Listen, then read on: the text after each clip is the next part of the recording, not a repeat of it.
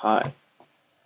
I was biking with my dad yesterday, and we biked past a couple sets of train tracks.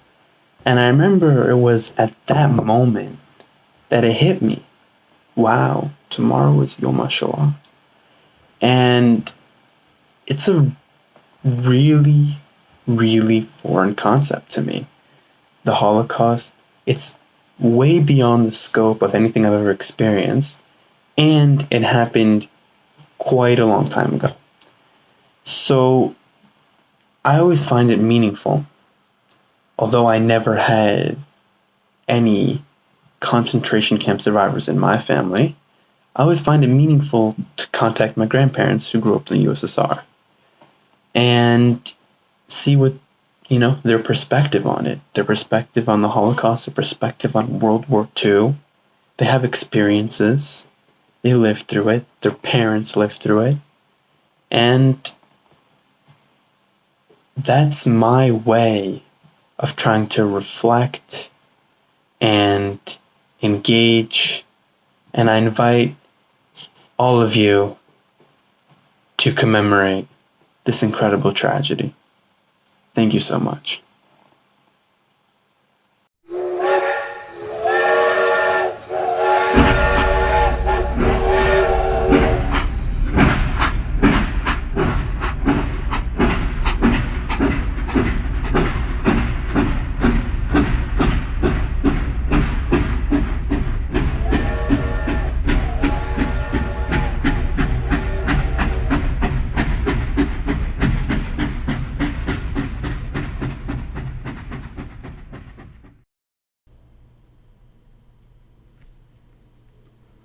We commemorate today Yom HaZikaron LaShoah VeLaGvura. This day was established in Israel in 1951 to commemorate the Jews who died in the Holocaust and the Jewish resistance during this period. What we call by the name Holocaust or Shoah has a peculiar feature. It is something of which we can neither speak nor remain silent, because neither our thoughts nor speech can adequately grasp it. We use the word Holocaust to describe the loss of 6 million European Jews. Immediately after the war, in 1945-1947, one of the survivors, an Israeli journalist by name Mordechai Tsanin, came to Poland several times to see with his own eyes what had happened and to write about it. He wrote dozens of reports in Yiddish, which were published in the New York newspaper Forward. They are shocking. Tsanin writes in one of them, "People are used to operating with a number of 6 million. The number, however, does not appeal to our understanding with such power that it is possible to at least partially imagine this vastness of blood, tears, and inhuman suffering." He says, "Come with me through a Jewish town and you will never mention a number of 6 million again, because the mind is overwhelmed even with one little town where 100 Jewish families lived." He says further, even such small town is beyond human capacity to understand. On the busy streets of large cities such as Warsaw or Łódź, extermination is not so visible. It is much easier there to talk about 6 million and mourn them than to look at one small Jewish town, such as, for example, Henchini. Arriving there, he says, I got the impression that the town had been moved somewhere. Maybe if I go further, I will find it. With his Jews, with their bais and stores, and I will meet the lively Jewish youth of Henchini. but the driver is not moving. Here, he says, is the town of Hinchini.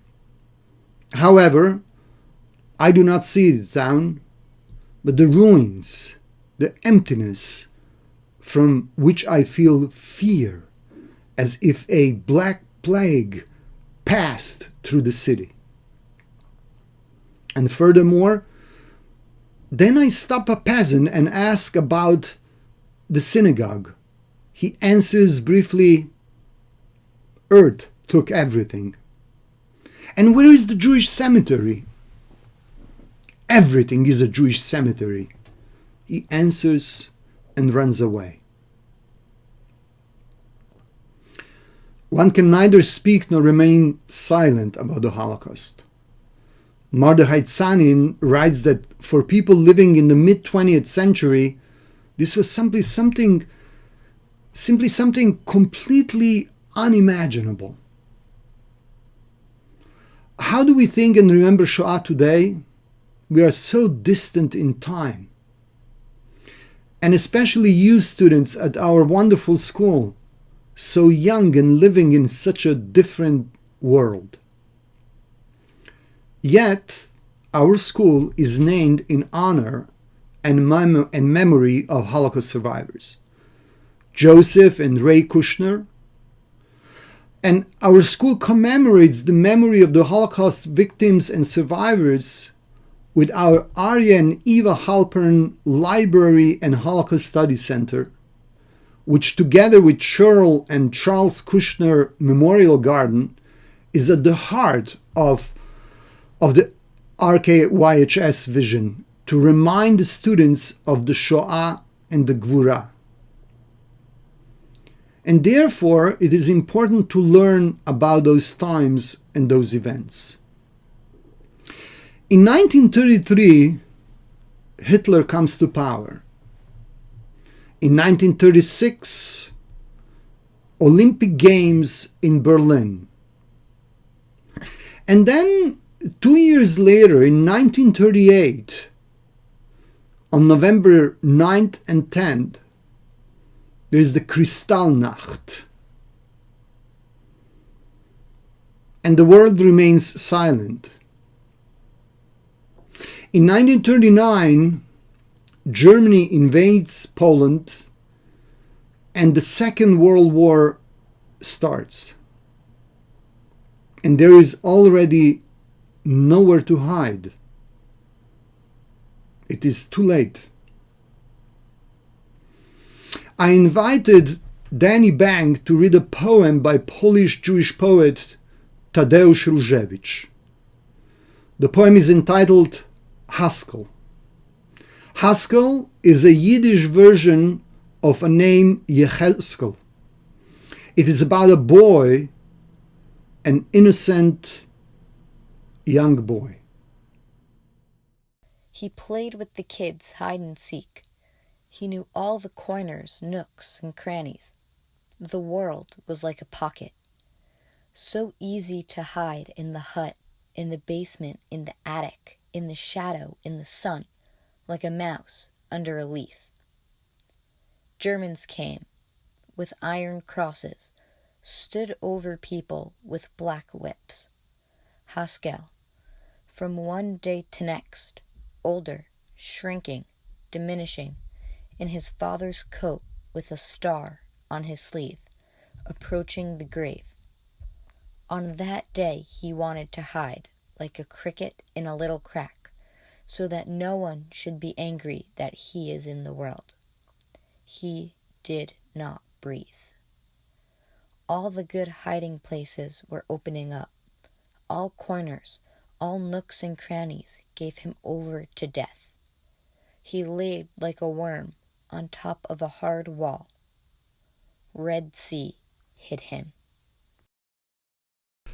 What happened next is unprecedented in the history of humanity.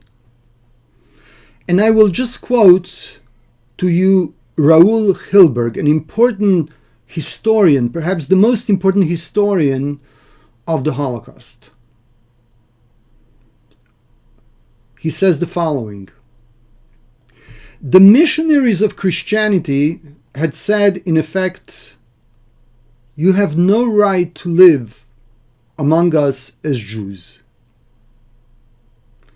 The secular rulers who followed had proclaimed, you have no right to live among us.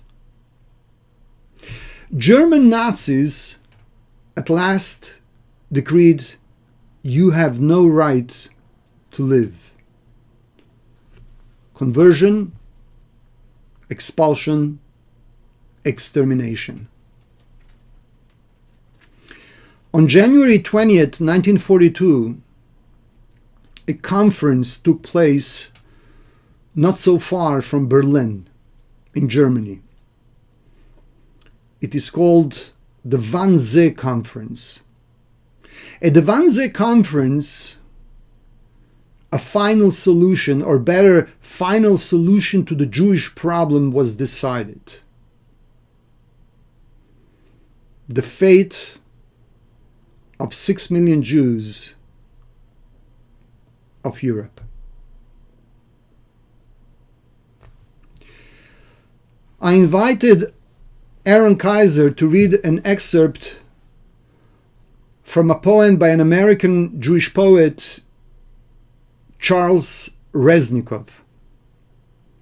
It is a longer poem by a simple title, Holocaust, about a boy just before. Once, among the transports was one with children, 2 freight cars full. The young men, sorting out the belongings of those taken to the gas chambers, had to undress the children. They were orphans. And then take them to the lazarette. There, the SS men shot them. The other children the Germans threw into the trucks. Children from 1 year old to 10. Threw them upon the sick in the trucks. Some of the children tried to hold on to the walls, scratched at the walls with their nails. But the shouting Germans beat and pushed the children towards the windows. The children arrived at the camp in buses, guarded by the police of the French Vichy government. The women in the camp, who were also deportees and about to be taken to other camps, were in tears. They would get up before sunrise and go into the halls where the children were, in each 100 to 120, to mend the children's clothes. But the women had no soap to clean the children, no clean underwear to give them, and only cold water with which to wash them. When soup came for the children, there were no spoons, and it would be served in tins. But the tins were sometimes too hot for the children to hold. A visitor once stopped one of the children, a boy of 7 or 8, handsome, alert, and happy. He had only one shoe, and the other foot was bare, and his coat, of good quality, had no buttons. The visitor asked him for his name, and then what his parents were doing, and he said, "Father is working in the office, and Mother is playing the piano." Then he asked the visitor if he would be joining his parents soon. They always said to the children that they would be leaving soon to rejoin their parents. The visitor answered, "Certainly, in a day or 2. At that, the child took out from his pocket half an army biscuit he had been given in the camp, and said, "I'm keeping this half for Mother." And then, the child who had been so happy burst into tears. In 1943, something unprecedented happened in the Warsaw Ghetto. By this time, the ghetto was systematically emptied by regular transports to extermination camp Treblinka, not so far from Warsaw. Hundreds and hundreds of trains And in a year and a half, 900,000 Jews were murdered. In Treblinka is also a place where the famous doctor Janusz Korczak and the children from his orphanage in the Warsaw Ghetto were taken. This camp was an extermination camp. There was no selection, no forced labor. In all of Europe, there were approximately 30,000 labor and force camps during the Second World War. But only 6 were extermination camps. They were all on the territory of Poland. Helmno, Treblinka, Majdanek, Sobibor, Bełżec, and Auschwitz. We have to remember this. We have to remember. I invited Rebecca Arien to read a poem by an Italian Jewish writer, Primo Levi. The poem's title is simple enough. Shema. Yet the message much more difficult.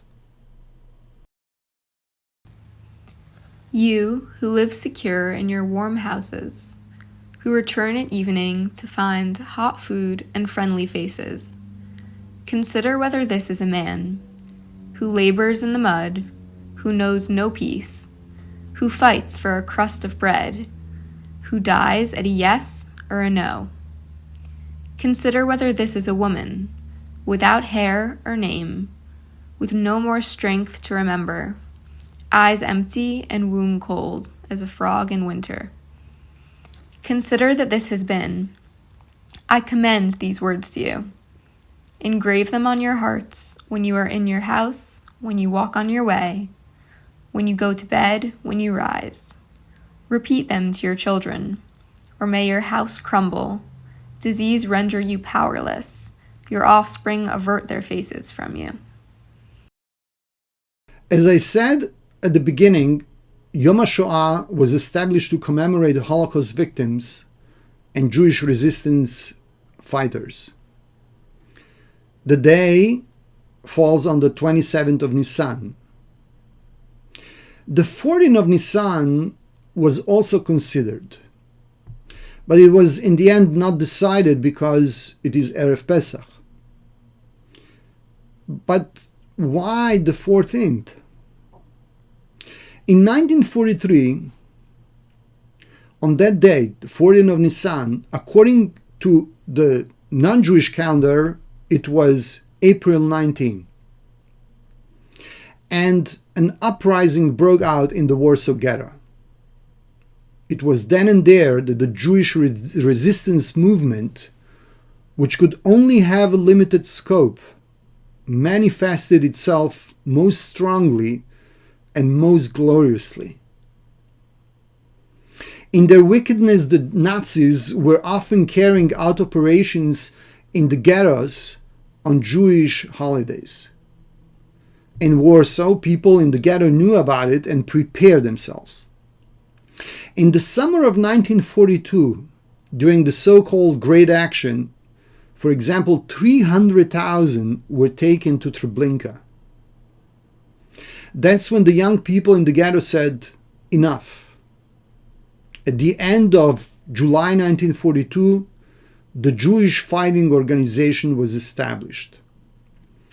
Its commander, Mordechai Anielewicz, was 24 years old, and his fighters were often at the age of high school students or just a little older. It was decided when the moment came to undertake our armed struggle, and when on April 19, 1943, desecrating the Jewish holiday again, the Nazis entered the ghetto planning its final destruction, they were greeted by resistance. But the uprising had no chance. Almost all resistance fighters were killed.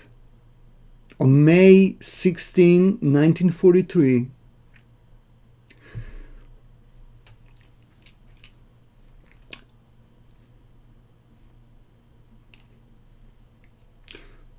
the Nazis blew up the Great Synagogue of Warsaw. The ghetto was razed to the ground. At first, a very modest monument in this place was created 3 years later, in 1946. It had a palm leaf, which is a symbol of martyrdom, and the letter Bet, as the first letter of the word Bereshit. This beginning blossomed in modern Israel, a free state of the Jewish people, which honors the memory of the Holocaust victims and resistance fighters. Just as Jews around the world remember them, including us here today. But think, only 3 years and a monument could be erected. Anyway, the war ended 2 years after the Warsaw Ghetto Uprising. How radically the world and our lives can change in such a short time, for better, for worse, or for terrible. This is why the ghetto youth's braveness, their anticipation and readiness to act, not passivity, should inspire and guide us in our Jewish life and in all matters of the world in which we live. Before we conclude with Kelmale Rachamim and Kaddish, said by Rabbi Horowitz, I invited two of our students to share a thought at this moment, Sophie Schanzer and Michael Zuckerman. It says in Gemara Sanhedrin, Daf Lamed Zayin Amud Aleph, V'chol mekayim nefesh achat miYisrael, ma'ala alav hakatuv ki'ilu kiyem olam maleh. Anyone who sustains a soul from the Jewish people, the verse ascribes him credit as if he sustained an entire world. My grandfather and his twin brothers survived the Holocaust and were saved by two righteous Gentiles, Madame Bonhomme and Madame Durrell. These two women risked their lives to save my grandfather and great-uncle. My grandfather and great-uncle ultimately immigrated to America and now lead productive lives and are involved members of their respective Jewish communities. I realize that I must also be thankful for these two women because I would not be here today without them. These women may have believed that they were risking their lives to save these two young boys. However, they were really risking their lives to save an entire world. Baruch Hashem, my grandfather and great-uncle both have 4 children, 16 grandchildren, and my grandfather has 11 great-grandchildren. Meretz Hashem, I will build my own family in the future, and my siblings will do the same. This act of kindness and selflessness has already impacted 51 people and will hopefully impact more people in the future. I think that there is an important lesson that we can learn from here of helping people, even if it is a simple act to a single person. We may think that it is insignificant. However, we must always remember that when we make an impact on a person, that effect is magnified when they go on to interact with others. Just like Madame Bonhomme and Madame Durrell could have never imagined that I would be speaking to you in a video as a student in Kushner in 2020, we must never forget that when we do an act of kindness to someone, it may go far beyond that one person, and we may never see the results of this one act to this one person. May 5th, 1945, almost 75 years since my grandfather, Abraham Zuckerman, was liberated from Nazi captivity. From 1942 to 1945, he was sent to 6 concentration camps and worked in Oskar Schindler's factory in Krakow, Poland, his native city. Shortly after he was liberated, he spent 4 years in a displaced persons camp, and in 1949, emigrated to New Jersey with my grandmother, Millie, to start a family.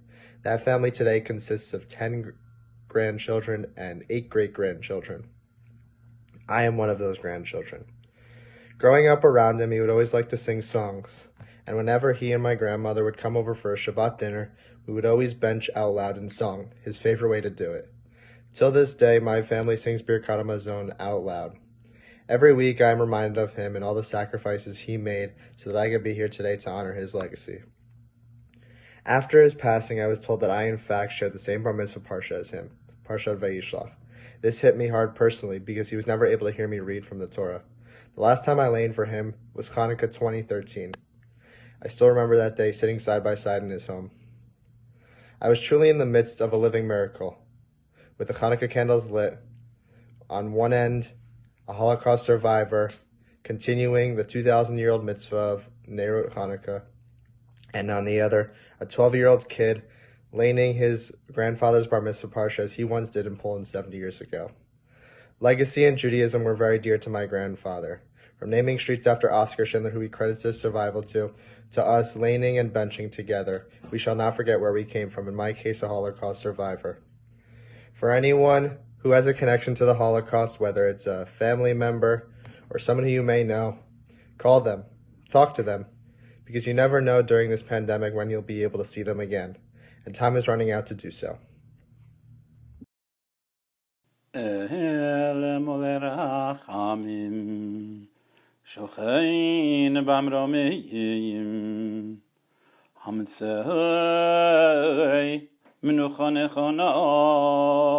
תחת כנפי השכינה במעלות קדושים וטהורים כזוהר רקיע מזהירים ונשמעות רבבות אלפי ישראל אנשים נשים ילדים וילדות שנפלו בידי הרוצחים הגרמנים יימח שמם וזכרם ונשפך דמם באושוויץ מיידניק טרבלינקה ושאר מחנות השמד באירופה שנהרגו ושנשרפו ושנשחטו ונקברו חיים בכל מיסוס משונוס ויחזוריוס על קידוש השבים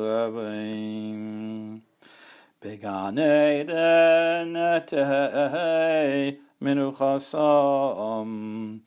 לא כן בעל הרחמים יסתירם בסייסה כנפיו לעולמים